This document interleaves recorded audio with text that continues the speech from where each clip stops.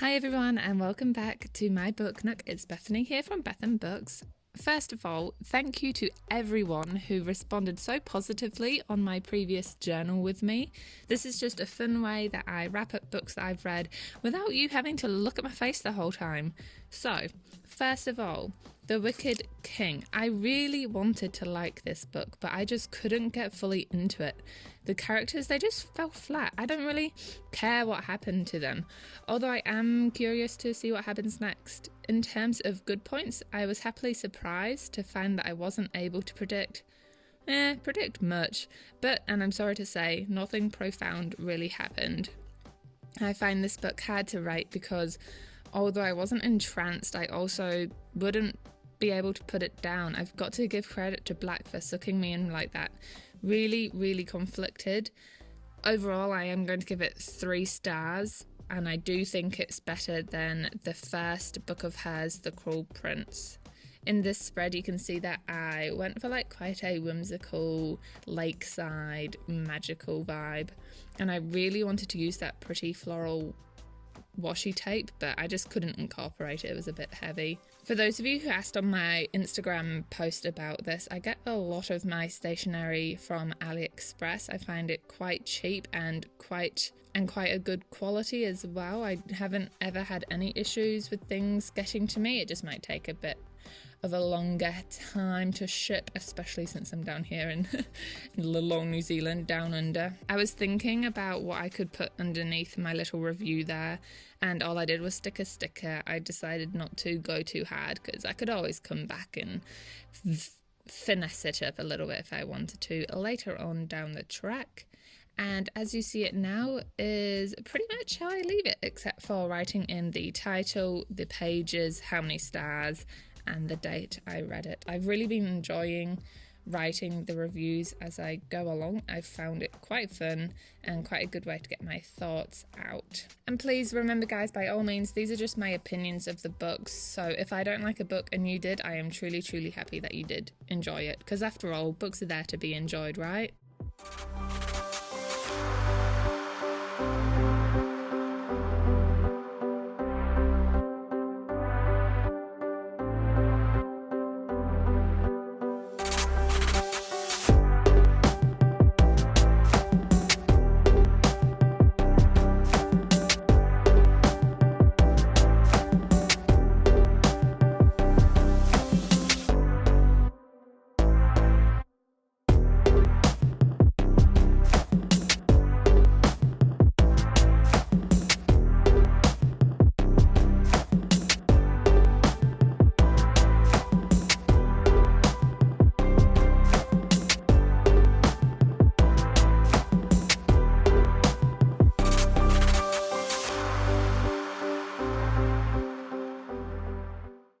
Okay, and then the second book I am going to book journal about is The Grey Seer by Kim Liggett. This was my favourite book of January. If you guys want to go see my thoughts about it, I'll link my reading vlog as well as my January favourites video where I talk about it a bit more.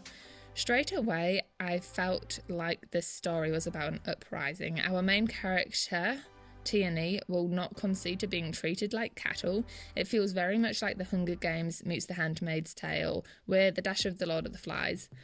I was super pulled into the story and rooted for Tierney and her fiery spirit so much. And I did make some predictions, but they didn't come to fruition, which is great. When I finished the book, I couldn't help but feel so empowered. I put on an outfit I normally wouldn't think of pairing together, and honestly felt like no one could knock me down. This is a feminist book, but it's presented in a way where I don't feel like it's being shoved down my throat. It teaches how small acts of kindness can truly go a long way. So The Grey Seer follows our main character Tierney, and she has to go into the forest with all the other 16-year-olds and survive for a year. And it's a story about women supporting women, what happens when we don't all band together, as well as just having a really kind of cute but not too unrealistic little romance in amongst it all. I think it did a really good job of teaching you about feminism without it being, well, frankly boring. I did enjoy The Handmaid's Tale, but guys, this is better than The Handmaid's Tale. Stuff actually happens in the Grey Seer. You can see me here struggling with some of the butterflies. These are the scratch-on ones, and I only wanted one butterfly, but I suppose happy accident. The other ones wanted to go with it, so that's what happened there. But yeah, I really did love this story and kind of want every woman to read it because I think it's just so empowering and has such an important message that everybody needs to hear it, to the point where I wish girls and women around the globe had this book 20 years ago, you know? Especially in my high school years, I remember seeing girls like try to shred each other to bits, and it's just not what we should be doing. We should be uplifting and supporting. And admittedly, maybe at that age, we don't really know what we're doing. We're still trying to figure out who we are and where we fit into the world. But I just wish that I had read this younger and felt like, you know, I could do stuff and be as brave as Tierney was as well, which ultimately we are.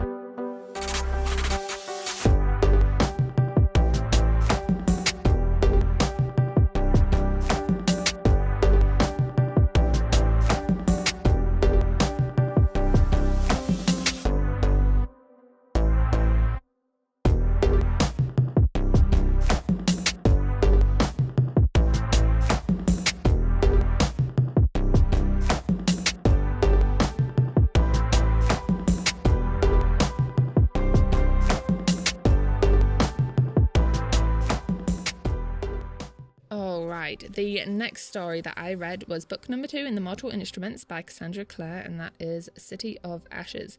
When I started reading this book, I swear to you guys, I have already read this before. It all seemed so familiar, but I don't think I finished it.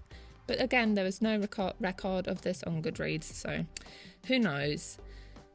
So I remember reading the first book and enjoying it so much more than I enjoyed book number 2. I never remember the plot being so simple.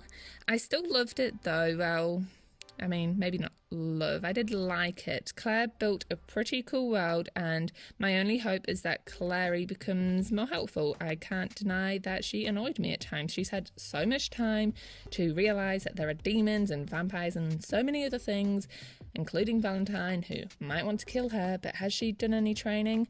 No, she's just been pining after boy that she can't have or that she's like in conflict with. It really got me annoyed.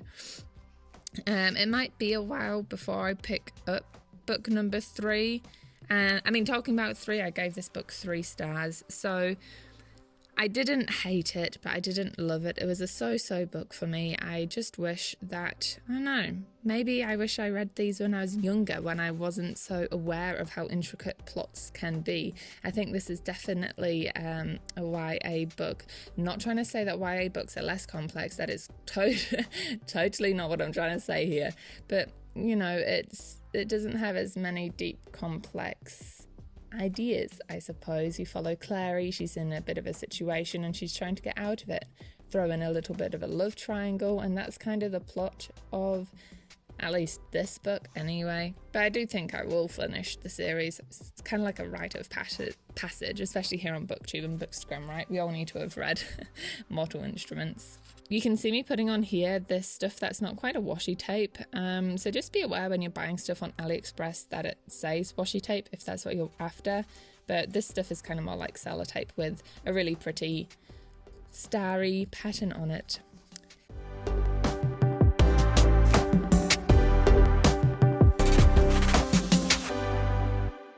And then I flip over to the latest book I read, which is Ninth House.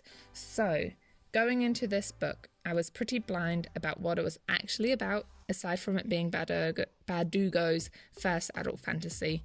It definitely is a fantasy, but less dragon fantasy and more ghosts. We swap between 2 timelines, the past and the present, as we follow Alex's discovery of Yale's underground magical secret societies. There is a lot going on in this world, and that's why I found it quite hard to grasp with the changing timeline, especially in the first 50 pages. I was about 70 pages in when I felt like I had a grasp on it all. About a third of the way through the book, I felt like the pace began to pick up, and mystery and intrigue came into play a lot more, and I think that's what gripped me the most. It was around this stage that I also realised that the way the setting was described reminded me a lot of Erin Morgenstern's The Night Circus, and how places were layered and intricate, and you throw in a little bit of Scythe by Neil Schusterman's journal entries, so there were some like journal entries popped into the book. So it was all kind of like a jigsaw of things that I liked from other books, which was pretty awesome. The mystery and the intrigue of this book reminded me a lot of The Girl with the Dragon Tattoo, and how Lisbeth Salander, which is our main character, is kind of a mysterious figure, especially in the first book, and you kind of drizzled little hints about who she is and what her history and background is. And this is kind of the same in that the main character in this story, called Alex Stern, she's also a mysterious figure. So you're also given little hints about who she is as a person and where she comes to.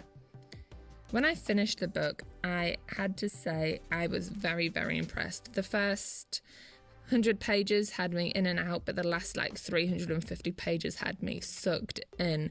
And at the end, when everything came to a close, I thought, oh, okay, this is kind of it. But another plot twist happened, and it goes into another whirlwind, and honestly, it was so good. I highly, highly recommend. Just be aware, this is definitely an adult fantasy, not a young adult. Anyway, thank you guys for watching. I hoped you enjoyed this video, and I will see you all next time. Happy reading. Bye.